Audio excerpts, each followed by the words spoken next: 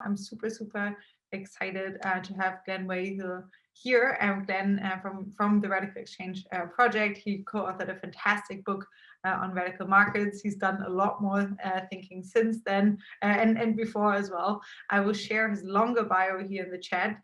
He recently proposed a topic on social technologies for a political economy of increasing returns. I'm going to share both a bio, and he's one of the only few people that actually provided a pretty long session overview, so I'll share that with you as well in the chat, so you have a bit of an understanding of what we'll discuss.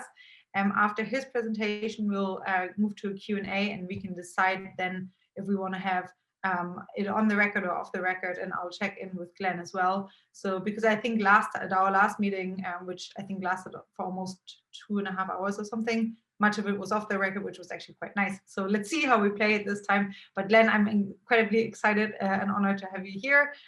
Super excited for your presentation. I will share more in the chat, and I'll be in the chat in case people have any questions. Alison, the pleasure and honor is mine, and so delighted to exchange with you all. Today, I want to try to propose a sort of technological / research agenda that I want to call social technology. And it's motivated by this quote from Albert Einstein. So he said, "What the inventive genius of man has bestowed on us in the last 100 years could have made human life carefree and happy if the development of the organizing power of man had been able to keep pace with his technological advances. As it is, the hardly bought achievements of the machine age in the hands of this generation are as a dangerous razor in the hands of a 3-year-old child."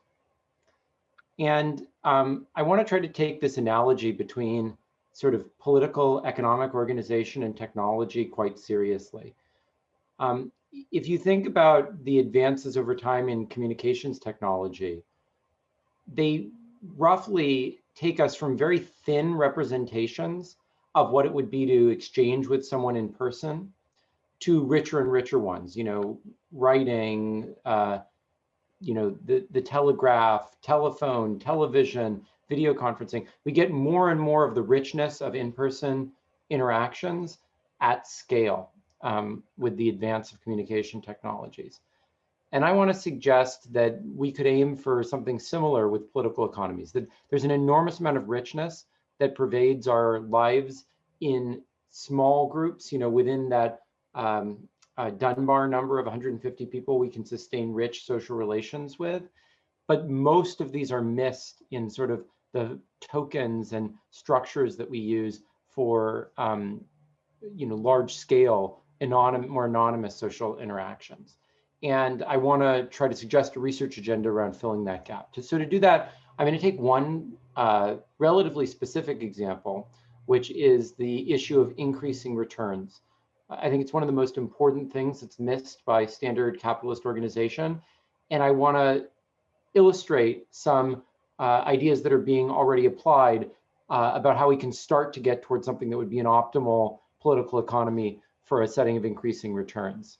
But then I want to suggest that even that is really just scratching the surface, even of the increasing returns problem, and that we need a much more fundamental and radical reimagining of the way the political economy operates to actually deal with the problem of increasing returns. And then finally, I want to zoom out even further and suggest that even the problem of increasing returns is just one of a huge number of sort of known unknowns, areas where we know that there's richness in the way that we actually are living that's not reflected in the way our political economic institutions are optimized, and that there's real opportunities to make concrete progress on this as much as there are in other areas of technology. Okay, so let me start with the issue of increasing returns. So basically, prior to the middle of the 19th century, there was this idea of the labor theory of value, the idea that there's a direct linear transformation from labor inputs or other inputs into outputs. And the real advance of the marginal revolution was to realize that's not true, that actually there's a nonlinear relationship between inputs and outputs. And the case that became the focus is what's called decreasing returns. This is the case where you have a factory, you put more and more people into it, eventually people become less and less incrementally productive because they crowd the factory, and therefore the last worker is less incrementally productive than previous workers were. And this case works very well with capitalism. So if you have decreasing returns, then if you pay everyone their marginal product, which is the conditions for efficiency in a capitalist economy, and please, I'm using a little bit of econ jargon here. I'm assuming people are mostly familiar with it, but if you're not, please interrupt me and I'm happy to clarify. So the marginal product that people produce is going to be less than the average product that they produce under conditions of decreasing returns. And what that means is that if you pay out to everyone their incremental productivity, which is the efficient amount, then you still have some left over for profit. And this basically reconciles economic efficiency with aggregate profit seeking. On the other hand, there's another condition that is equally possible. This is one called increasing returns. This is where the whole is greater than rather than less than the sum of the parts. It's where on the margin, adding more people later on actually produces more than when there are fewer people. And this is maybe captured by the notion of a city. So a city is a classic example of increasing returns, because if everyone if we had decreasing returns prevalent in the economy, you would expect to see people in isolated huts out in the forest, because the more they crowded together, the less productive they'd be. Cities are the opposite. It's a case where the more people crowd together, the more productive they are, right? The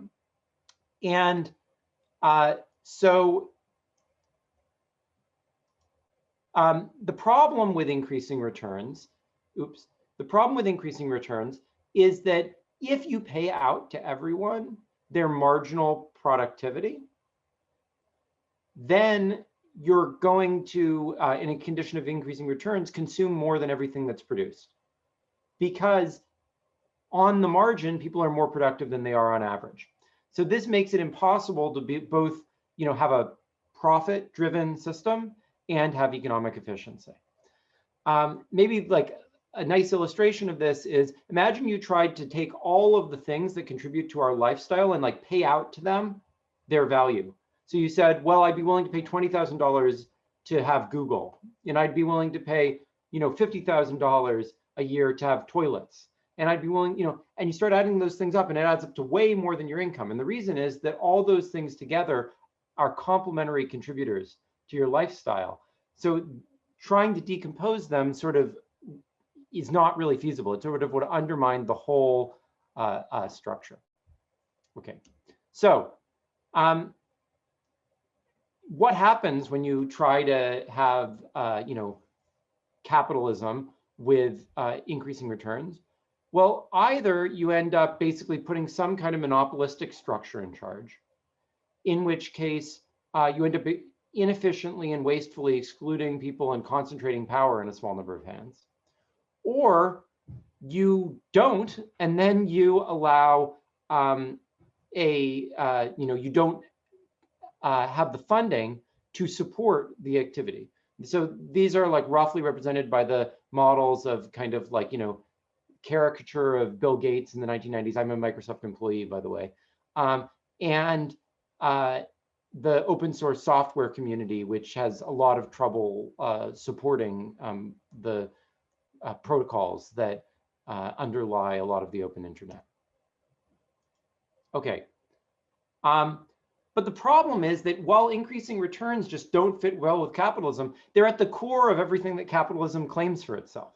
They're at the, like the term bourgeois comes from the city, and the city is the essence of an increasing return phenomena. The canonical example of the success of capitalism is Adam Smith's pin factory, which is an increasing returns phenomena. Electrical grids, the internet, like all almost all the great advances that capitalism claims for itself are these increasing returns things. And in fact, it's not just me who's saying that. You go and you look at most of the great libertarian writers, they would all sort of agree that these increasing returns things are at the core. And yet they're like sort of fundamentally inconsistent with capitalism, with the arguments that are usually given for capitalism being efficient. And in fact, I think these are at the core of like many of the complaints and problems we face today, whether they're the concentration of power in the hands of tech platforms. A lot of people are in this group are concerned about that. The issues around global warming, issues around things like news, which are very increasing returns phenomena being underprovided. Lots of issues around COVID that Alex and I worked on together, and the difficulties of sort of collective action there. Okay, so what I want to try to do is illustrate to you what a sketch of what something closer to optimal might be for an economy of increasing returns. And the first thing I want to describe is some work I did with Vitalik Buterin and Zoe Hitzig. You guys probably know Vitalik. Zoe is a poet and philosopher and economist at Harvard. And this is an optimal mechanism for the provision of increasing returns collective goods. And it's called quadratic funding. So the basic idea is a version of the matching funds idea that is used quite frequently. The basic, so for example, in New York City, if you want to fund a campaign, your contributions up to $100 are matched up to 6 for 1, as long as 999 other people contribute to that candidate. So this is the basic idea that you want to match more small contributions and match more contributions to popular causes, basically because of the logic of free riding, right? Because the smaller part you are of a big cause, the less incentive you have to contribute to it. But this is like pretty random numbers. I mean, the basic idea makes sense, but there's no principle behind that rule. So if you want to like derive a rule that actually gets at the optimal version of that logic, it turns out it's the following.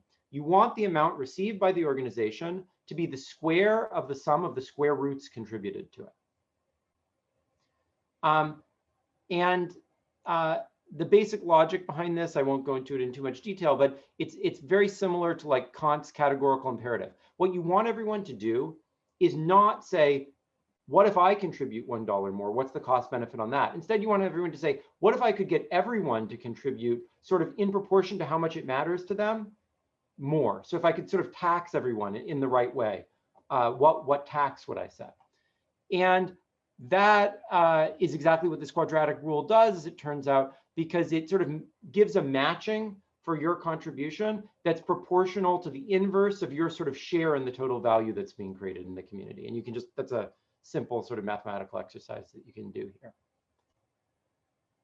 So some of the properties of this is that fixed contributions grow as the square of the number of people involved. Splitting groups in half splits their funding, their aggregate funding in half. It scales linearly in money, and you match these small popular causes more than others. Okay. Okay, so then you might ask, there's a bunch of matching funds that have to come into this. Where can we get those matching funds? Well, it turns out there's a pretty elegant economics result that suggests an answer to this, called the Henry-George theorem. So the Henry-George theorem is actually in some ways a very familiar phenomenon. Everyone knows that areas with really good schools have high house prices, right? And under certain conditions, that is like a one-to-one relationship. So if you build a good school in a place, the house prices will rise by exactly as much as sort of the present discounted value of the school adding to what it's worth to be in that place. And so if you were to expropriate all that increased value, you could fund any school that added more value than it costs to build. And there's a generalization of this, which has sort of a very nice sort of CS-y resonance, which is called the Henry-George theorem. So this says that there's kind of two types of activities in the economy. There's these decreasing returns ones and the increasing returns ones that we were talking about. Now the increasing returns things are going to like throw off value, but they're going to not be able to absorb it, you know, efficiently at least, because of the conditions I was talking about. On the other hand, decreasing returns activities are going to soak up value when the economy is efficient. And if you can extract the value from the decreasing returns activities and recycle it back to the increasing returns activities, first of all, that's always possible. So there's basically something like the directed acyclic graph theorem here, which says that any value that gets thrown off by increasing returns activities is going to filter down through the system and eventually be absorbed into one of these decreasing returns activities. But if you then recycle things back, it's almost like a superconductor. You're basically like connecting the two ends of the system, and you can just get more and more flow and growth and so forth. Now, a problem though is, how do you do this without the tax itself impeding economic activity?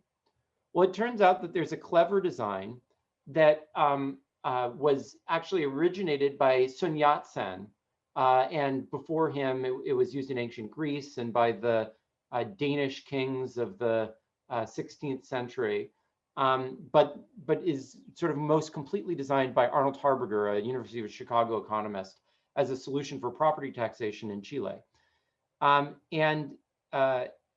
Here's what he wrote. I was actually originally in Spanish. He said, if you have to make a base for taxes, adopt criteria that determine the true economic value.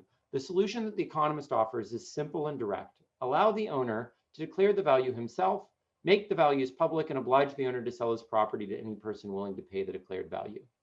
The system is simple and creates incentives even beyond those existing in the market for assets to be employed in their most productive economic use. So the basic idea here is we have all sorts of holdout problems, all sorts of impediments to property being repurposed for new uses.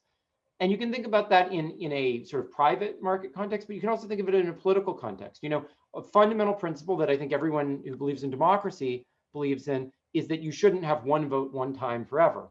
You should have re-elections. And of course, it would probably be better if, rather than having every 4 years we do a re-election, some sort of continuous process where if things were going really badly, you could replace the person earlier. If they were going really well, you could extend it, et cetera. And this is sort of a economics-y way of thinking about, for the types of collective public goods providing organizations we were just talking about, that process of sort of recycling that mandate back and actually allowing for more dynamism that would happen under sort of absolute ownership of assets. Okay, so these are quite weird, bold ideas, but they're actually like being used quite a bit out there already. So in Taiwan, quadratic voting, which is a variation on quadratic funding, is being used to do a whole bunch of different things. It played a role in their response to the coronavirus. It's played a big role in a bunch of presidential hackathons that they've done, and referenda, signatory petitions. In the state of Colorado, right now, actually, for the second year in a row, they're using this to allocate the state budget. The Democrats who control the Senate are. It's being used to fund open source software projects on the Ethereum blockchain. There's also experiments going on with some of these property mechanisms. These are some of the groups around the world that are involved in this. And yet, let me say that as cool and exciting as it is to see experimentation with these next generation political economies, I think there's some really fundamental limitations to the mechanisms that I just described. I think that they point at, but don't really resolve the issue of pervasive increasing returns in public goods. Why do I say that? The fundamental problem is that the solutions I gave are like, in some sense, optimal from an economics, mechanism design perspective, if there is like one public good and the rest of the economy is private goods. So they're kind of like,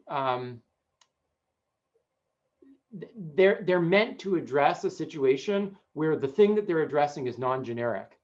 And most of the economy is this standard thing, and then they just deal with that one little issue. But if in fact the economy is pervaded, as I believe it is, and happy to argue more about that, but I believe it is, by these increasing returns phenomena, then the whole structure doesn't really make sense.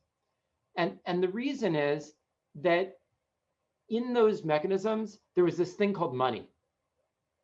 And then these individuals all participated in some mechanism with it. But what is money? It represents your access to private resources that just you can consume. But if most things have increasing returns, there's not a lot of meaning to something that just you can consume, because most things are in some form consumed collectively. And that means that, like, if money doesn't get allocated to you, or if an asset doesn't get allocated to you, who else it gets allocated to is incredibly important to you. And in that context, the mechanisms that I was just talking about just don't really quite work. So let me give an example of this. Consider the case of a classical auction before we turn to these more sophisticated mechanisms I was talking about. For one item, imagine that there are 4 bidders for a work of art.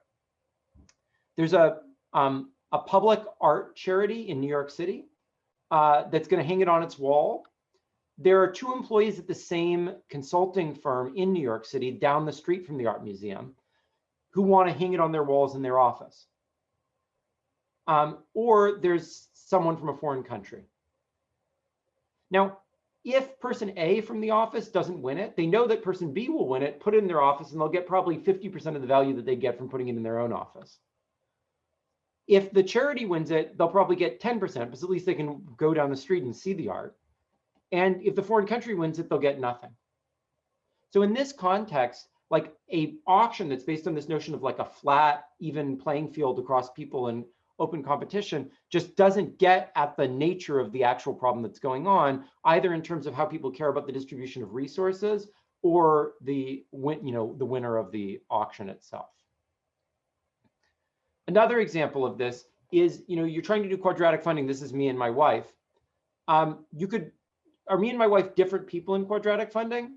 Well, I mean, one instinct says, well, of course we're different people. You should put us on 2 different square roots, but we actually have the same bank account. And if we both put a bunch of money into each of our, roles in the quadratic funding, we can money pump the system for an infinite amount of money, basically, which is obviously not desirable. But are we the same person? Well, maybe not exactly. And I claim that this isn't just me and my wife. This is a pretty generic problem.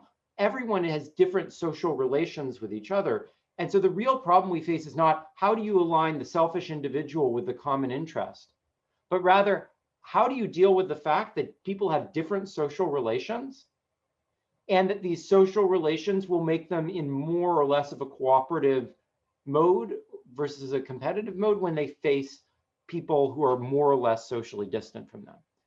And I believe that you can actually, I haven't been able to devote the time to do it because I've moved into this more like leadership role and less of an intellectual role, but I believe that there's a solution to this type of a problem where you actually sort of do something in between having people under the same or different square roots, depending on a measure of the social distance between them. But that actually requires a whole different framing of the economic problem, because rather than people having money and their identity as an individual, people end up being part of a graph. So rather than an n by n1 relationship where like you have a list of people, each with the amount of money they have, roughly being the primitive, instead you have a n by n set of where everyone has like a weighted relationship with everybody else, and that's an evolving object that you can then run political economies on top of. And I think that that sort of a structure, like where you have these like nonlinear quadratic-y type things and these networks, have an enormous potential, because one thing we know from like neural networks, AI thinking, is that when you have like a linear regression of linear regressions of linear regressions, you get out another linear regression. But when you have a nonlinear relationship on nodes, you actually get blossoming complexity. And so I actually think that this sort of thing, even though it's in some sense relatively simple as a substrate, can create incredibly rich and diverse and complex evolving social systems on top of it. But even that, which I haven't figured out, is just like one of a huge list of things that I think we know from paying attention to sociology and political science and so forth, that are things that are missing from the description of social and political life that is sort of optimized for in the design of capitalist institutions.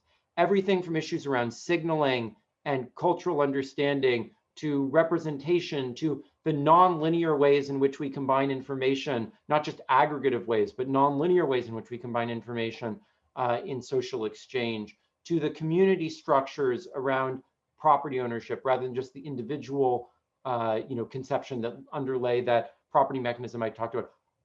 democratic governance of collective, entities like corporations. All these things are, I think, things that are, just super clear if you read sociology, that are like critically important, and yet they're just totally missing from anything that's like really optimized for in the design of any of our social institutions. And I think that like that's a huge opportunity. You think about any other technology. AI is constantly reaching closer to being like the human brain. Communications is reaching closer to being that full richness of the human experience. Why can't we do the same with our political economic institutions? Why do we have to leave them behind? Why can't we evolve them in just as rich of a way to solve these known unknowns that we have, just like we know that we're not able to replicate various aspects of human intelligence or various aspects of human experience? And so I think that that's the agenda that I want to call the social technology agenda. And it requires not just like any technology, it requires not just intellectual activity, that's very important, but it also requires people experiencing these things and feeling them in their lives. One of my favorite examples of this is quadratic voting is now part of my favorite strategy game, the best-selling strategy game of all time, Civilization 6, which I think gives people a great opportunity to experiment with these different ways of living. We have to make them part of actual live systems like Gitcoin is doing. They have to be part of activist networks so that different communities can contribute to the ways that they develop. I think it's through that multimodal process that we have a chance to advance our sort of organizing power of mankind as much as we have our technologies. And that's really the goal of RadicalxChange. And I'll stop there. I'm looking forward to exchanging with all of you. Lovely. Thank you so much. Fantastic, Glenn. Thank you so much for the presentation. I will say I'm going to do a little bit on the record and then maybe a little bit off the record, just that we have both. And then you can maybe let me know what you guys prefer for moving forward in terms of the discussion. So if you want to make a comment that really has to be off the record, just email me or like PM me, and then I'll know that I'll put it for the discussion time that we have off the record. Okay, for the last 15 minutes or so. Okay, good. All right. So I dropped off for just a second while you're presenting. So I'm not sure if someone wanted to go first. Is there anyone who wants to chime in? Okay, I have Kate Sills here. Kate, do you want to go first? Sure. Well, thank you so much for that presentation. A lot of it was new to me. So I'm particularly interested in the marginal productivity payment idea. So in my experience, employers don't seem to be doing that calculation really at all when it comes to deciding their employee's salary. Why do you assume that in economics? And do we have real data on whether employers in the world actually act that way? So Kate, that's a great question. And by the way, I'm really glad that this was new to you, given that you and I have had many exchanges in the past. So hopefully I'm bringing something new to the table relative to what I've said before. I wasn't making that assumption. What I was trying to highlight was that I was trying to do a proof by contradiction. I was trying to say, look, capitalism can't be happening in an efficient way, because if it were under the conditions of increasing returns, like everyone would be going bankrupt. But clearly capitalism is happening in some way and companies are making profits. And we live in a world of increasing returns. And so I think a logical implication of that is precisely what you just said, Kate. Now, that's not the only logical implication that could occur. There's other things that could occur, right? And I was highlighting that as well. But I was just trying to say in the abstract why it's like not imaginable that we can have sort of profits and efficiency in the sort of neoclassical sense at the same time in the condition, in conditions of anything like modernity. Got it. Thank you. All right, we have Adrian next. Okay, so if you can hear me, I work at this interface of the optimal use of health records technology. And in particular, it intersects with what you're talking about because we model self-sovereign communities as well as self-sovereign patients and doctors. And as a way of sort of voting or deciding on how the data is used. In other words, having the community suggest uses and the patients either leave the community or go along with it. And the question is this: we've been struggling to figure out how to introduce a business model into this, and specifically, how would a nonprofit, like for instance, this one, that wanted to encourage this kind of nonlinear social graph business that you described so eloquently, how would we actually structure that? How close are we to what you're talking about? In other words, having the nonprofit component and then the for-profit or private investment into how the records are used, blended together. Thank you. That's a great question, Adrian. The way I think about it is that I think systems that capture this, so there's a couple challenges. So first of all, where did these systems start being really relevant? I don't think they're super relevant for very, very small organizations, because I think in very, very small organizations, a lot of the pure Dunbar, like, human relationship stuff works. So that's not completely true, because people have other relationships in their life that they'd like to bring into this. But at least in terms of the internal structure, I don't think it adds a huge amount. But as organizations start to scale a bit beyond that, these mechanisms are potentially of a huge amount of value. However, for that value to be harnessed in a way that is actually private profit increasing, you have to put really sort of sharp boundaries somehow around the community. So you need to use these to tie together and get cooperation within the community being really strong.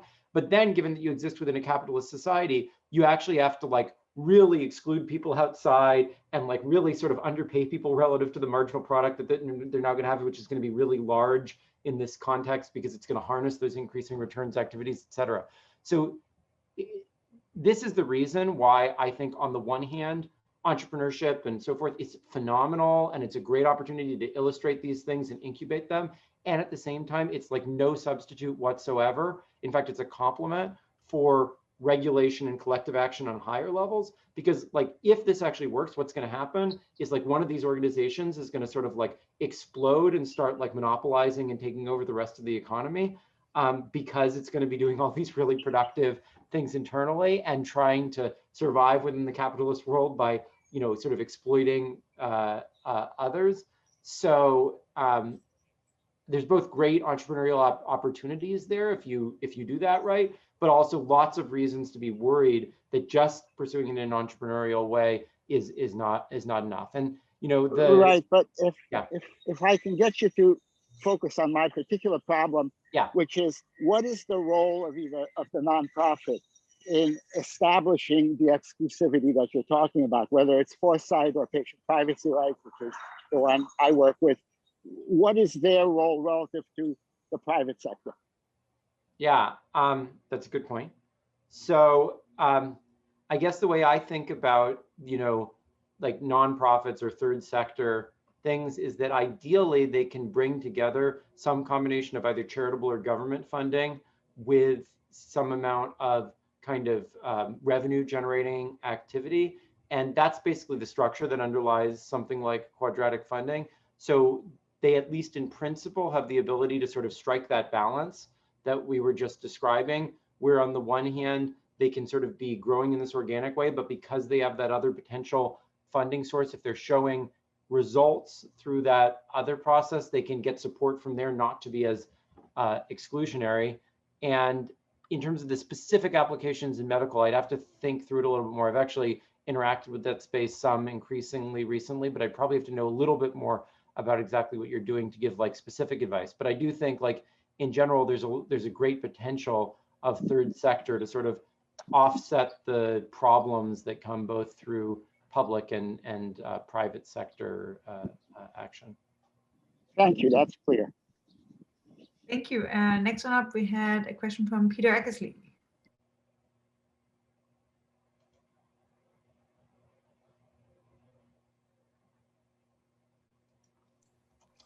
Peter, in case... do you have audio now? Yeah.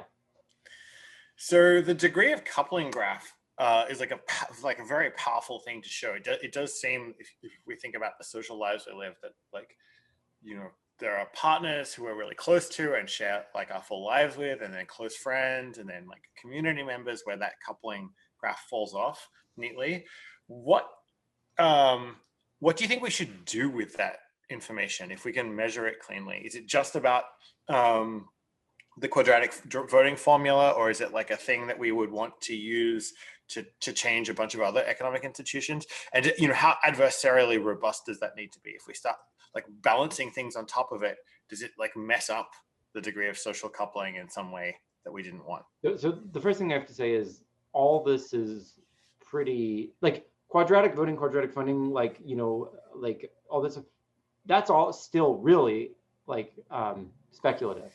Like if you ask me like time horizons, I think like maybe if we're lucky in 15 years that stuff will become prevalent. The social graph oriented stuff, like I don't know, we're talking 40 years down the road. I mean, this is like getting close to like AGI level types of ambition. That being said, let me just wildly sci-fi speculate a little bit about it. So I think that what you want to do is effectively find like an eigenspace of that graph, and you want to set up an economic system where you're kind of doing some sort of quadratic voting on that eigenspace rather than on the actual social space. So you want to like do something where like basically the whole setup of the problem is about the issue of difference. So like you would subsidize, you would basically have all these taxes running in various ways, recycling stuff back up, and all that would be then used to like subsidize cooperation across difference. But once you get people cooperating across difference, that graph evolves, right? Because now you've created a social connection between people who were previously distant. So like right now, would you mind explaining eigenspace? Oh, sorry. Okay.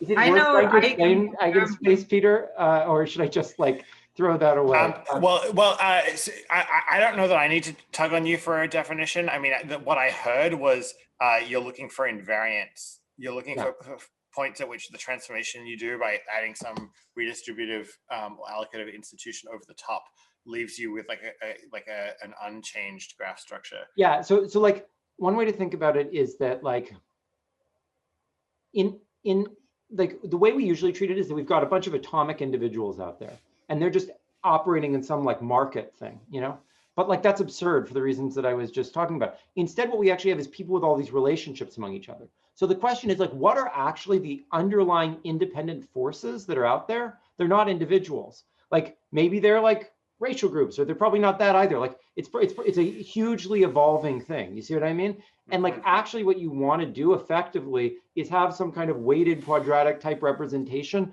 of those underlying like principal components. Maybe that's another word for eigenvector. Maybe people know about that are driving the rest of the system. And so like anytime two people cooperate, like what you should actually ask is not it's not like exactly how close these people are, but rather like how independent are they once you understand the full like social structure that like sits around them, you know what I mean? And so like if you have, rather than treating people as atoms we need to get to cooperate for the social good, instead you say these people are similar and so they don't need much subsidy to cooperate, they're just going to do it. Or these people are very different, they need a lot of subsidy to cooperate or they won't do it. But as soon as they start cooperating and you give them the subsidies, you've built a social connection between those people. They're now connected by their participation in whatever that thing is. And at that point, the whole graph updates. And then there's the next thing arises. And so there's this kind of constant ecological evolution of these sets of relationships as new opportunities for cooperation emerge, create relationships, those relationships decay over time, and new possibilities of cooperation emerge, And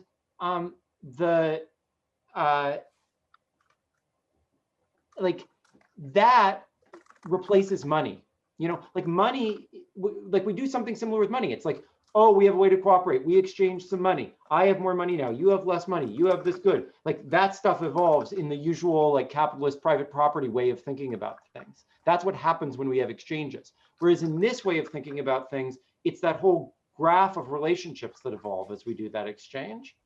And that's sort of like the object that we're storing. It's a much higher dimensional object. We have Mark who wanted to jump in, I think, and then I wanted to say one really quick thing, which is that there's something very exciting in your reply, which is the literature on bias and algorithms has been grappling with this problem that in order to talk about, like, measure fairness or bias in a system, you need a taxonomy of the categories between which you could be biased. You know, so a taxonomy of race or gender identity or whatever. And if you look at those taxonomies, they're all like really broken, right? Like the US Census is like, are you like white or Asian? And like anyone who like has ever been to Asia would just sort of laugh at, like, Asian is not a category, right? Like that's ridiculous. And the best ideas in the literature about what you could do instead are like, well, actually, maybe if you look at the social relationships between humans, it's actually the clusters in the graph of social relationships that really are identities. And yeah, so Peter, we could go on for quite some time. Yeah, sorry, and I just want to say that's a really exciting idea. Let me just mention one more, which is two more questions lined up here. We have, I think, Mark, Chip, Will, and David. And sorry, I'll get out of the way. About 10 minutes ago. So I'm concerned with regard to the idea of adjusting this thing with regard to a social graph that is somehow gathered together and monitored and updated as the world of social relationships change, that there's a lot of pretense of knowledge, a lot of sort of central planning fallacy here, especially under incentives. I think that in order for anything like that to be viable, you need to somehow find a way to get the incentive compatible self-assessment to be part of that picture, because the idea that there's any kind of external objective measure that's not going to be gamed about how the social graph is connected, I think is just not a workable idea. So Mark, couldn't agree more with you. I didn't have time to go into this, but I actually am a very strong believer that any version of this should all be decentralized, incentive compatible, stored in a completely decentral way in personal data stores that are then connected. And while it might sound that like that can't possibly be incentive compatible, puzzle on the following thing. On the one hand, like in this vision, the strength of my connection to someone is like money. Like if you wanted to collapse it to money, it would be something like some graph theoretic notion of like the average strength of my connection to people would be like how much money I have. So that gives me a very strong incentive to like have high connection, right? On the other hand, under this quadratic funding scheme, the more connected I am to someone, the less subsidy I get for cooperating with that person. So that gives me a very strong incentive to understate this. So the basic, and again, I haven't worked this all out, Mark, and this is very speculative, so I'm not claiming, but I believe that there's a way that those things offset each other in a way that's very similar to this thing about the self-assessed taxation, where you can get incentive compatible revelation of this stuff. Now, exactly what incentive compatibility means is a little complicated here, because in this model, there is no such thing as the individual. There's actually like all these different sort of social forces operating, but nonetheless, I think that there's some sort of incentive compatibility like thing that would work in this setting. It probably would be a much more complicated object than individual incentive compatibility. It would probably be something more like this graph theoretic eigenspace or something of that sort.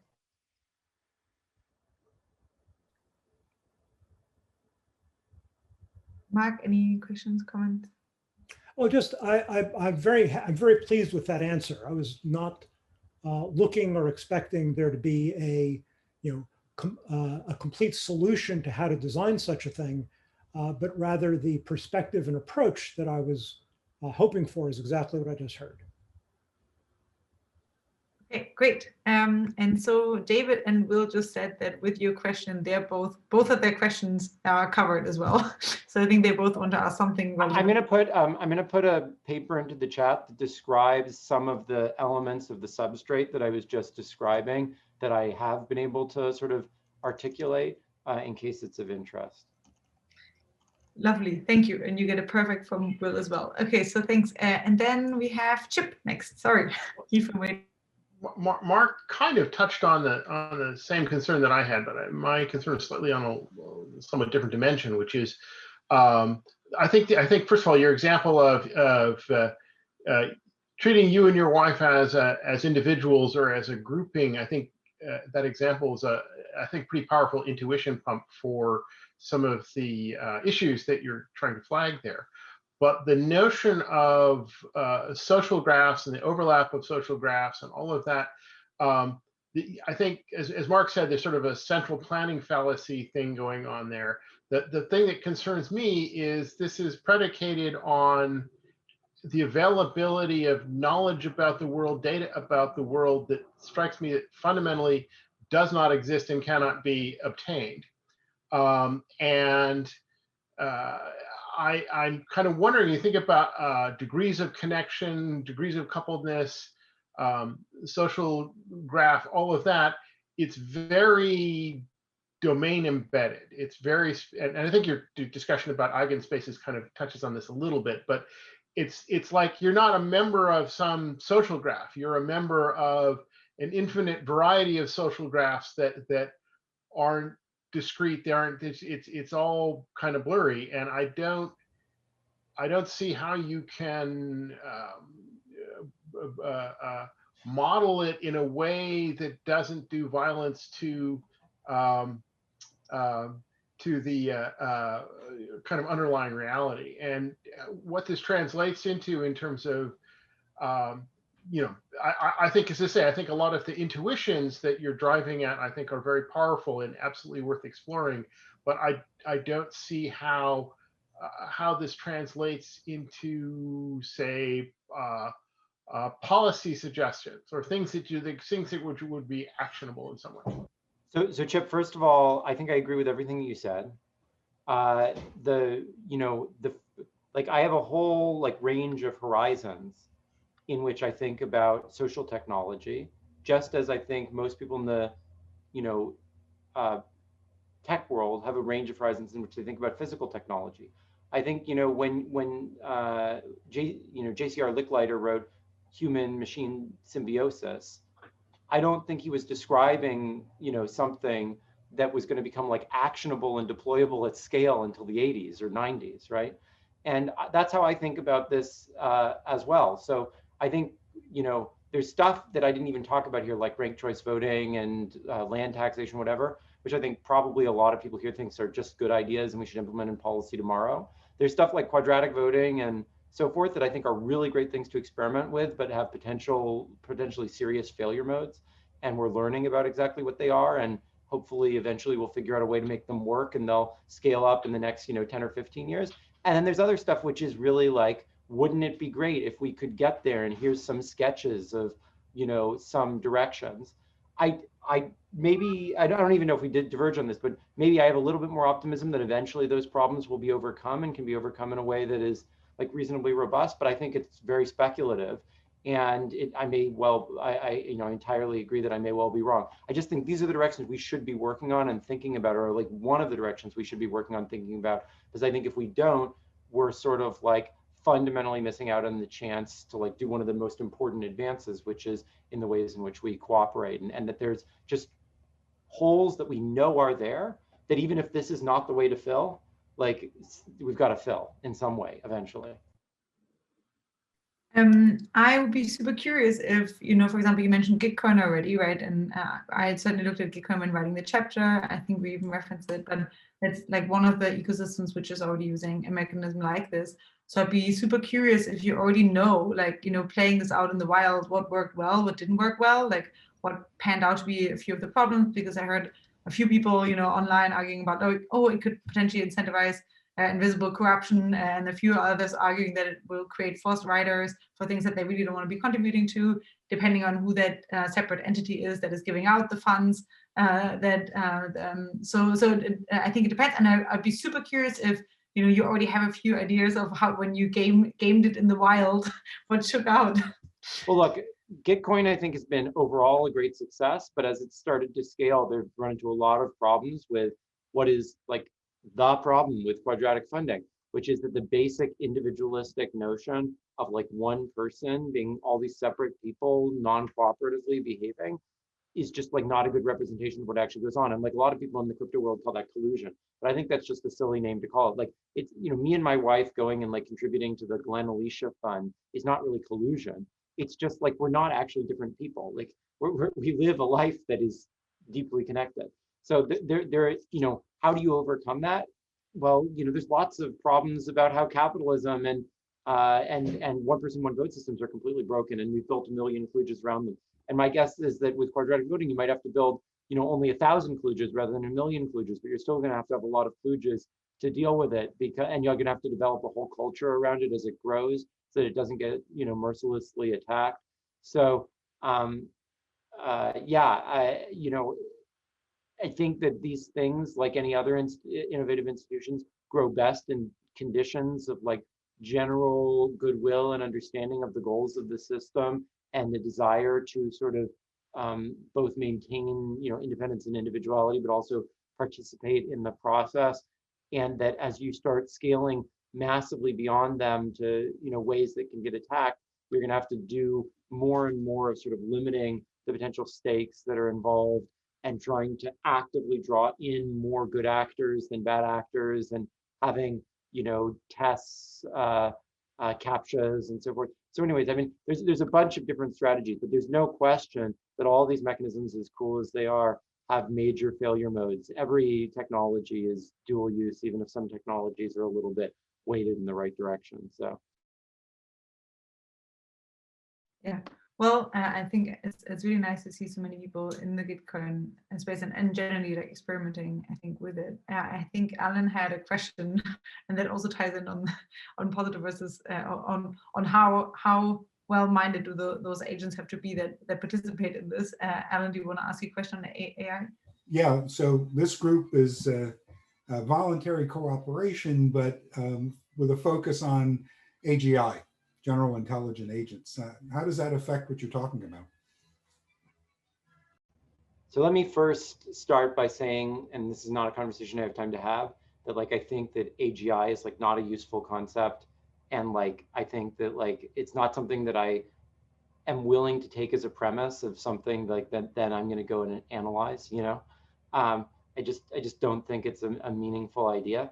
But you know, in terms of things that are in the vicinity of that are relevant, look, I think that an alternative to like reaching for the external machine that's just like omnipotent and can do everything for us is to reach for ways to like profoundly improve our ability to cooperate across lines of difference, and to allow for an ecology of increasingly differentiating and divergent agents to nonetheless cooperate in the ways that they need to. And I think that social technology is a core part of what could enable that to be the case, and therefore avert a vision of like imagining that the most powerful thing is an autonomous, highly intelligent machine that sort of centralizes a lot of the management of our you know, social lives. I was just wondering if the mechanisms would change. I mean, I just don't think, like, I don't think AGI is a meaningful thing. So like, I don't really know what to say to that exactly, but I think that like an alternative to the AGI way of thinking about like the direction of the future of technology is ways for lots of different types of people and machines and everything, even as they diverge more and more, to still be able to cooperate with each other. I think that's my vision. That would be my vision of the future. Well, I think, you know, and we'll address this in later chapters and in later meetings, certainly in this series. I think especially the potential collusion aspect, or the you and your wife being one and the same thing, may be interesting if you have copies and so forth, right? Like, so I think that certainly there are certainly some gamifications that are possible, even if you don't have one single entity, which is, I think, you know, what many in this group are trying to avoid.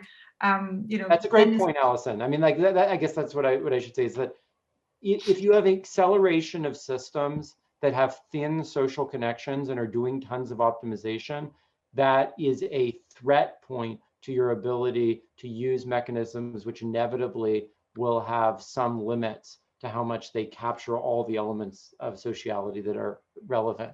So there is a sort of competition and contestation between ultra optimizing agents and systems that want to sort of promote pluralistic cooperation. Yeah, and I think, you know, I think David and Chip both, like Chip restated basically Alan's question as not asking about a singleton AGI, but about different intelligent actors cooperating in an economy. That's what Alan meant. And then also David was confused on whether you mean that something like Hansonian M's could still be meaningful. And I think we may have just touched on that. Is that correct? Okay, yeah, I'm getting a nod here. Okay, good. And because I think AGI is still somewhat of a term that we will get to in later sessions here. I don't know if people have time to stay 2 minutes over. In case we do, then there's a question from Joshua Tan still, but it's a longer one. So how does it look for Glen and Philip? Do you have time to stay 2 minutes longer? I can. Me too. Yeah, okay, then let's do quickly Josh's question, then we'll do the wrap up. Okay, lovely. Hey, this is a speculative one, but you know, there seemed to be a nerdy conversation going on about how exactly to represent social relationships, and people were throwing, you know, things about like eigenvalue decompositions. So just kind of curious if you guys, what is the most exotic representation you've seen as you've been studying representations of social relationships? Well, one thing I'm a big fan of is max flow. Do you guys know about max flow from you know, computer science? So there's this idea of like oh god, it's hard to explain very rapidly, but like if there's like a system of pipes and you're trying to route things from one part to another part of the pipe system, what's the maximum amount you can have flowing from source to sink at any given moment?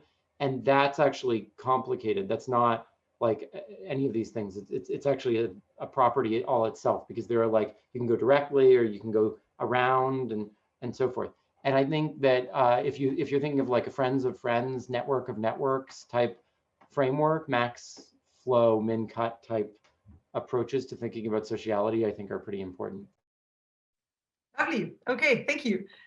And with that, without further ado, thank you so much, Glen, for joining. I thought this was quite a valuable discussion. Next one up, we have Philip Zippel. Philip joined at our Foresight Castle on the weekend to discuss WealthCoin, and I think we have Dan here as well from that. And so I'm going to cut the recording now, latest now, and he'll say